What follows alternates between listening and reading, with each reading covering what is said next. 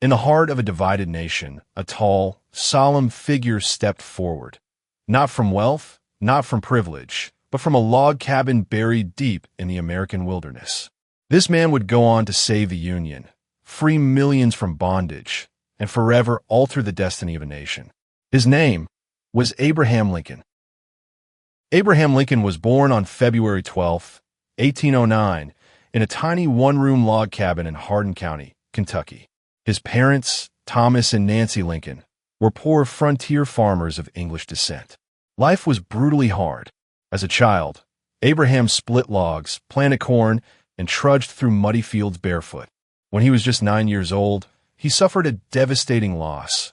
His mother, Nancy, died of milk sickness, leaving an aching void in young Abraham's heart. Lincoln's childhood was marked by relentless labor, but also by an insatiable hunger for knowledge. Books were scarce, yet he devoured anything he could find. The Bible, Aesop's fables, Robinson Crusoe, and biographies of George Washington and Benjamin Franklin.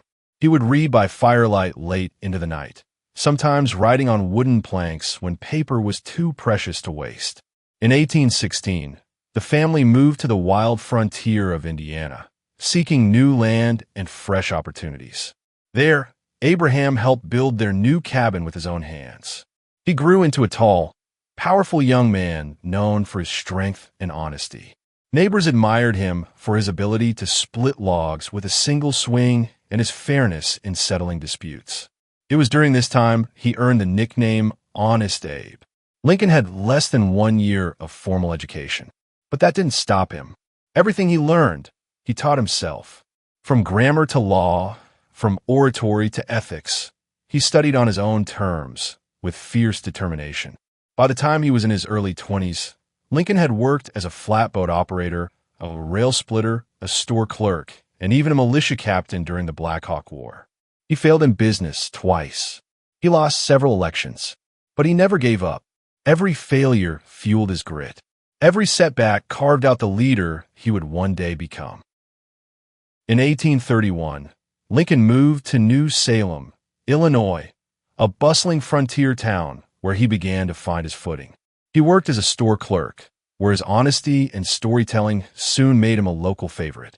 He was tall, awkward, and often self-deprecating, but his charisma was undeniable. People would come not just to buy goods, but to hear him speak. He quickly gained the nickname Honest Abe. Lincoln taught himself grammar and rhetoric and began attending local debates. It was here he discovered his true gift, public speaking. In 1832, he ran for the Illinois state legislature. He lost, but the experience ignited a fire. 2 years later, in 1834, he tried again and won. At just 25 years old, Abraham Lincoln entered the world of politics. While serving in the legislature, Lincoln studied law in his spare time. He would borrow books and walk miles to return them. By 1836, he passed the bar and became a licensed attorney. He moved to Springfield, Illinois, where he began practicing law, soon gaining respect for his precise logic, deep morality, and ability to connect with juries. In 1842, Abraham Lincoln married Mary Todd, the daughter of a wealthy Kentucky family. Their relationship was passionate, complicated, and tested by tragedy. Together, they had 4 sons, Robert, Edward, Willie, and Tad. Only Robert would live to adulthood. The loss of their sons deeply affected both parents and would haunt Lincoln for the rest of his life. Professionally, Lincoln was thriving. As a lawyer, he traveled the 8th Judicial Circuit in Illinois, riding from town to town, trying hundreds of cases. He became known not only for his sharp intellect, but also for his ability to mediate and find compromise, skills that would later define his presidency. In 1846, Lincoln took his first steps onto the national stage. He was elected to the U.S. House of Representatives as a Whig. During his term, he vocally opposed the Mexican-American War and President James K. Polk, believing the war was an unjust grab for territory. Though his anti-war position was unpopular and cost him political favor, it showed Lincoln's unwavering moral compass, even when standing alone. After one term in Congress, he returned to Illinois and resumed his law career. But the national conversation was changing. The issue of slavery, which had long simmered in the background, was now erupting into national crisis. Lincoln's quiet conscience could not remain silent forever. When Abraham Lincoln returned to Illinois in 1849 after his term in Congress, he intended to retire from politics and focus on his growing legal practice. He re-immersed himself in the law, becoming one of the most respected and successful attorneys in the state. Known for his ability to speak plainly and persuasively, he handled everything from murder trials to land disputes. His reputation for integrity and fairness only deepened. But the country was changing. The passage of the Kansas-Nebraska Act in 1854, which allowed new territories to decide for themselves whether to permit slavery, reignited national conflict. Lincoln could no longer remain silent. Though he had long despised slavery, this law struck him as a moral and legal outrage. He re-entered politics with renewed purpose. In 1854, he gave a speech in Peoria, Illinois, denouncing the expansion of slavery with logical clarity and moral fire. If slavery is not wrong, he said, nothing is wrong. That speech marked his transformation from lawyer to moral leader. He soon joined the newly formed Republican Party, a coalition of former Whigs, abolitionists, and free soilers who opposed the spread of slavery. In 1858, the nation turned its eyes to Illinois when Lincoln ran for U.S. Senate against the formidable Democrat, Stephen A. Douglas. The two men held a series of debates across the state that would become legendary, the Lincoln-Douglas debates. Though Lincoln lost the election, the debates catapulted him into the national spotlight. His ability to articulate a moral vision for America without hatred or vengeance set him apart. His arguments were clear, powerful, and timeless. In these debates, Lincoln didn't call for the immediate abolition of slavery, but rather the halting of its spread. He argued that a house divided against itself cannot stand. The line struck a chord, and history remembered it. By 1860, the Republican Party saw Lincoln as their rising star. Despite his humble origins, he emerged as the party's candidate for president.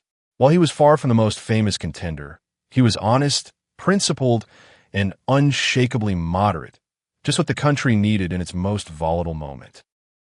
On November 6, 1860, Abraham Lincoln was elected the 16th President of the United States. He won with less than 40% of the popular vote, but a clear majority in the Electoral College. His name hadn't even appeared on the ballot in most southern states. To many in the South, his election signaled a threat to the institution of slavery and to their way of life. Before he could even take office, 7 southern states seceded from the Union. The country was breaking apart, and Lincoln, whose entire life had been built on unity and principle, was suddenly at the helm of a collapsing nation. On March 4, 1861, Lincoln delivered his first inaugural address. He pleaded for peace and unity, saying, "We are not enemies, but friends. We must not be enemies." Yet only weeks later, on April 12th, Confederate forces fired on Fort Sumter in South Carolina. The Civil War had begun. Lincoln's early presidency was defined by chaos and pressure. He was inexperienced in military affairs, yet he had to organize the largest army in American history. He faced criticism from all sides: radical Republicans who wanted immediate abolition, Democrats who wanted compromise, and border states threatening to secede. But Lincoln held firm. His moral compass guided him through every storm. He believed above all that the Union must be preserved, that democracy, once lost, might never return. And as the war dragged on, Lincoln's thoughts turned more and more toward emancipation. On January 1st, 1863, he issued the Emancipation Proclamation, freeing all enslaved people in Confederate territories. It was a turning point both politically and morally. The war was no longer just about preserving the Union. It was about redefining it. Foreign nations like Britain and France, who had considered supporting the Confederacy, stepped back. Lincoln had turned the Union cause into a fight for human freedom. And though the proclamation didn't end slavery outright, it paved the path toward the 13th Amendment. Throughout the war, Lincoln remained grounded. He met regularly with soldiers, visited hospitals, and listened to grieving mothers. He endured unbearable pressure, but never lost his sense of humanity. By 1863, the Civil War had reached a bloody peak. Battles like Antietam and Fredericksburg had shocked the nation with their brutality. Both the Union and the Confederacy suffered staggering losses. Yet Lincoln refused to surrender to despair. Instead, he sharpened his vision. On November 19, 1863, Lincoln traveled to the site of the Battle of Gettysburg to dedicate a new national cemetery. His speech, barely 2 minutes long, would become one of the most iconic in American history. 47 years ago, he began, reminding the nation of its founding principles.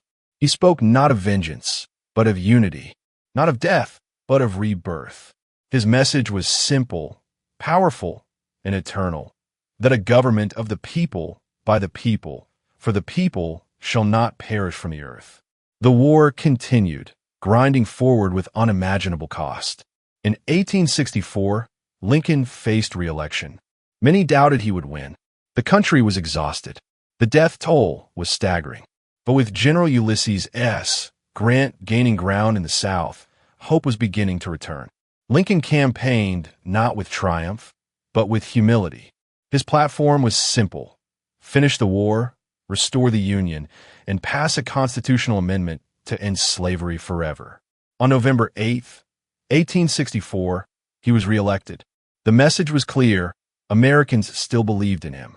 In January 1865, Lincoln pushed for the passage of the 13th Amendment.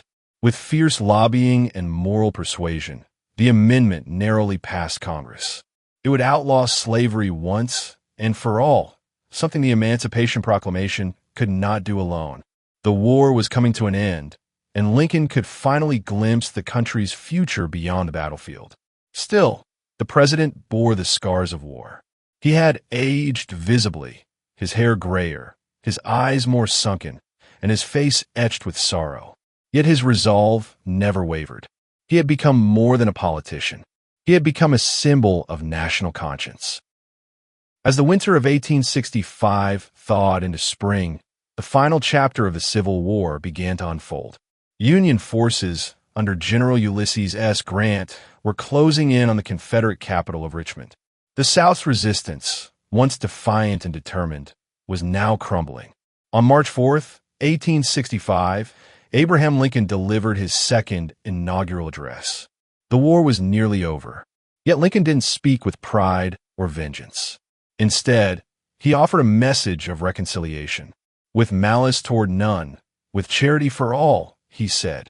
With firmness in the right as God gives us to see the right, he called on Americans to heal, to rebuild, and to care for the widows and orphans left behind. Just weeks later, on April 2nd, 1865, Richmond fell. Confederate President Jefferson Davis fled. Lincoln visited the captured city, walking freely through its streets with little security. Formerly enslaved men and women gathered around him, kneeling in gratitude. Lincoln stopped them gently and said, "Don't kneel to me. That is not right. You must kneel only to God and thank Him for your freedom." Then, on April 9th, 1865, at Appomattox Courthouse, General Robert E. Lee surrendered to Grant. The Civil War was officially over. The Union was preserved. Slavery was dying. The great national nightmare had come to an end. But even as the cannons quieted, Lincoln knew his work was not yet done. He spoke of rebuilding, not just buildings, but trust. He envisioned a new America, where liberty would mean liberty for all. He planned to reunify the South with compassion, not punishment. In the final days of his life, Lincoln was almost unrecognizable. His face had aged decades in 4 years. Yet those closest to him noted something remarkable. He was at peace. He smiled more often. He told stories. He spoke of dreams for the future, including a trip to California and a long-desired return to the quiet of Springfield. But fate had other plans. April 14th, 1865. Just 5 days after General Lee's surrender, Abraham Lincoln attended a play at Ford's Theater in Washington, D.C. The president had been feeling unusually lighthearted that day. He spent time with his family, met with his cabinet, and expressed relief that the war was truly over. That evening, he and Mary Todd took their seats in the presidential box for a performance of Our American Cousin. But in the shadows, a man named John Wilkes Booth, an actor and Confederate sympathizer, waited with a pistol. At 10:15 p.m., Booth slipped in a box and fired a single shot into the back of Lincoln's head. He leapt to the stage and shouted, "Sic semper tyrannis," thus always the tyrants, before fleeing the theater. The crowd was stunned. Lincoln was carried across the street to the Peterson house, where doctors worked through the night. He never regained consciousness. At 7:22 a.m. on April 15, 1865, Abraham Lincoln died. Secretary of War Edwin Stanton stood by his side and said, "Now he belongs to the ages." The news swept across the nation like wildfire. Bells tolled. Cities went silent. Black cloth was draped across buildings. People wept openly in the streets. Trains stopped. Churches filled. For many Americans, North and South alike, it felt like losing a father. His funeral procession stretched from Washington, D.C. to Springfield, Illinois. Millions lined the tracks as his coffin passed. Some stood in silence. Others knelt in prayer. Children were lifted on his shoulders for one last glimpse. The journey took 2 weeks, crossing through major cities: Baltimore, Philadelphia, New York, Cleveland, Chicago, and ending in his hometown. In Springfield, Lincoln was laid to rest at Oak Ridge Cemetery. He was buried alongside his son Willie. The nation he saved had gathered to mourn him, not as a politician, but as a martyr, a healer, a leader whose courage had outlived his own lifetime. In the decades that followed, Lincoln's legacy only grew. He came to symbolize not just the Union, but the conscience of America. The man who rose from a log cabin to preserve a nation, who held firm in its darkest hour, who died believing in its promise. Abraham Lincoln's death marked the end of a life, but the beginning of a legacy. His words and actions didn't just preserve a nation, they reshaped it. In the years after the Civil War, Lincoln became more than a man. He became a symbol of unity, freedom, and the power of moral courage. The 13th Amendment, passed just months before his death, abolished slavery in the United States. And later, the 14th and 15th Amendments would promise citizenship and voting rights to former slaves, carrying forward the ideals Lincoln had planted. His leadership would inspire generations. Civil rights leaders like Frederick Douglass praised him, not as a perfect man, but as a man who grew, who listened to his conscience, and who acted when it mattered most. Martin Luther King Jr., a century later, would stand on the steps of the Lincoln Memorial and speak of a dream deeply connected to Lincoln's own vision of equality. Across the country, statues of Lincoln rose, on courthouse lawns, in city parks, and in the heart of Washington, D.C., where the Lincoln Memorial now stands.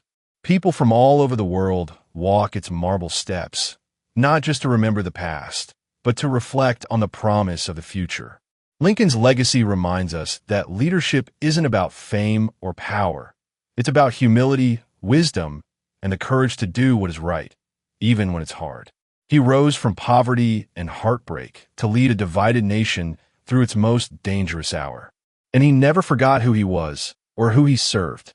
More than 150 years later, his words still ring true. His vision of a new birth of freedom continues to shape the American story. Abraham Lincoln didn't just save the Union. He redefined it. From a humble log cabin to the heart of American history, Abraham Lincoln showed us what one life can mean to a nation. His story isn't just history, it's a mirror. If his journey moved you, like, subscribe, and share this story, because legacies like his deserve to be remembered.